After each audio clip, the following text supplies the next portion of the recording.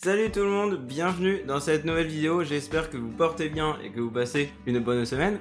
Aujourd'hui on se retrouve pour parler d'un livre que je n'ai pas physiquement à portée de main, car en fait je lis sur Kindle, vous savez le truc d'Amazon, on peut lire des livres numériquement. Donc je l'ai acheté numériquement, je l'ai pas en physique, mais c'est pas grave. En fait je voulais vous parler d'un livre aujourd'hui qui s'appelle L'effet cumulé de Darren Hardy. Et c'est le dernier livre que j'ai lu au moment où je tournais cette vidéo. En fait, il m'a marqué, on va dire, plus que les autres. Et j'avais envie de partager avec vous 3 concepts super importants et qui peuvent s'appliquer aussi bien en bourse que dans la vie. Du coup, on va voir ensemble ce qu'est l'effet cumulé. Ensuite, nous verrons son pouvoir d'action et quelle voie choisiriez-vous entre le cercle vertueux et le cercle vicieux. Et enfin, nous verrons une métaphore avec un puits qui était très puissante et qui m'a marqué, c'est l'un des principes qui m'a le plus marqué dans le livre. Donc tout d'abord, qu'est-ce que l'effet cumulé? Alors en fait, l'effet cumulé, c'est très simple, c'est des petites actions quotidiennes qui, répétées suffisamment longtemps sur plein de jours consécutifs, vont mener à des résultats exponentiels. Donc c'est-à-dire qu'ils vont monter très peu au début et après ça va monter énormément d'un seul coup. Et pourquoi c'est super important? Déjà parce que c'est comme ça qu'on peut atteindre entre guillemets des sommets dans la vie et dépasser un petit peu nos concurrents en fait et profiter de cet effet cumulé pour passer devant les autres, avoir plus de résultats que les autres. Et en fait, c'est un principe qui s'applique dans plein de domaines dans la vie, comme par exemple quand vous avez un arbre, au début quand vous le plantez il est tout faible, tout fragile. Après, ça devient une petite tige. Elle est encore assez fragile, mais c'est déjà un peu mieux. Et après, ça devient un arbre et un très grand arbre qui devient un chêne magnifique qui vit après des centaines d'années, qui résiste aux plus grandes tempêtes et à tous les éléments de la nature. Et il est, on va dire, inarrêtable. Et du coup, en fait, ce principe, vous allez pouvoir l'appliquer pour vous dans votre vie et aussi avec l'investissement en bourse. Donc, par exemple, en investissant petit à petit, eh ben, au début, votre portefeuille, il va être très faible. Il y aura pas beaucoup de dividendes, etc., pas beaucoup de plus-value, mais avec le temps, ça va augmenter. Vous aurez de plus en plus de dividendes que vous pourrez réinvestir. Et pareil, ça fera une sorte d'effet cumulé, du coup, où en fait, vous aurez un capital de plus en plus élevé et qui montera vers les sommets. On a également un autre exemple avec le cancer, par exemple, parce que vous le savez sûrement, mais 9 dixièmes du temps, bon, je ne sais pas les chiffres exacts, mais vous avez compris, mais la plupart du temps, le cancer n'est pas détectable par les médecins ni personne, et d'un seul coup, paf, ça se propage, ça devient tout de suite un truc presque inarrêtable, et c'est super dur de le combattre, alors qu'en fait, ça fait déjà 2 ans, 3 ans qu'il se prépare, et que il était super indétectable et super fragile et super simple à enlever, mais en fait c'est tellement indétectable qu'on peut pas l'enlever quoi.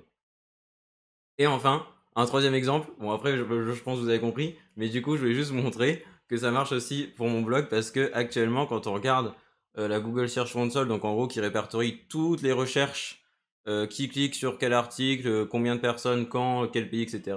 Et ben il me montre un peu une sorte de courbe et là je suis assez satisfait parce que ça va faire 9 mois maintenant que j'ai ce blog et cette chaîne YouTube et on commence à avoir des résultats assez satisfaisants et par rapport au début et on peut voir ça remonte, je vous mettrai un petit screen pour vous montrer, vous partager ça et du coup c'est pas pour flex hein.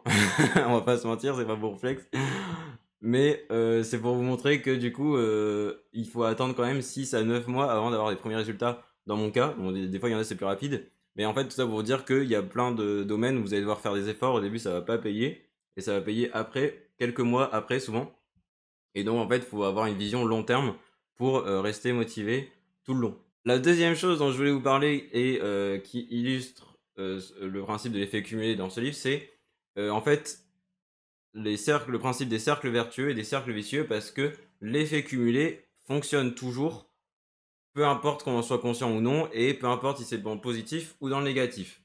Je vous mettrai aussi le petit schéma de temps en temps pour vous montrer ce que c'est un peu compliqué à expliquer qu'avec les mains comme ça dans tous les sens. Mais dans le livre, il prend exemple de 3 personnes qui partent du même point, qui ont toutes les 3 25 ans et qui viennent juste de se marier. Et en fait, il y en a un qui va nous servir de témoin, entre guillemets, parce qu'il va servir à rien à part juste rester au milieu. En fait, il va pas changer quoi que ce soit dans sa vie, il va juste être blasé, il va juste rien changer de spécial et rester dans sa routine.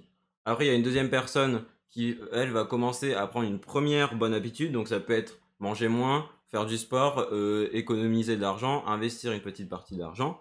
et la troisième personne qui va faire l'inverse de la première, c'est-à-dire qui va commencer avec une mauvaise petite habitude, comme par exemple arriver en retard, faire la tête, manger trop, glander, et cetera, et cetera. Et du coup, en fait, il explique que au début, on voit pas beaucoup de différence, voire pas du tout de différence entre les 3 personnes. Au bout de quelques mois, après, on s'aperçoit que la première personne qui a mis en place des bonnes habitudes commence à récolter les fruits de ses habitudes et les premiers résultats. Et c'est pareil pour la personne qui a des habitudes négatives, elle commence aussi à ressentir les premiers résultats. Mais on va dire c'est encore modifiable et c'est des petits écarts. Par contre, au bout de 2 à 3 ans, c'est des écarts considérables. Et en fait, dans son exemple, il avait pris donc la personne qui fait des efforts. En fait, elle est juste partie de manger un peu moins.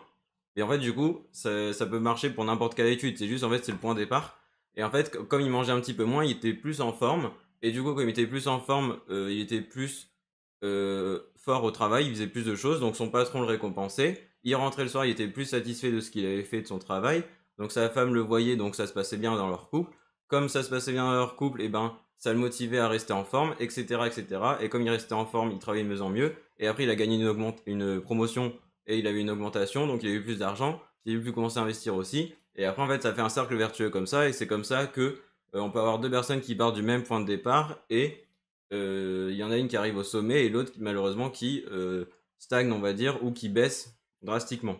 Donc ça, c'était assez intéressant. Et du coup, pour l'autre personne qui a commencé, c'était la même habitude mais à l'envers, donc c'est-à-dire de manger un petit peu trop.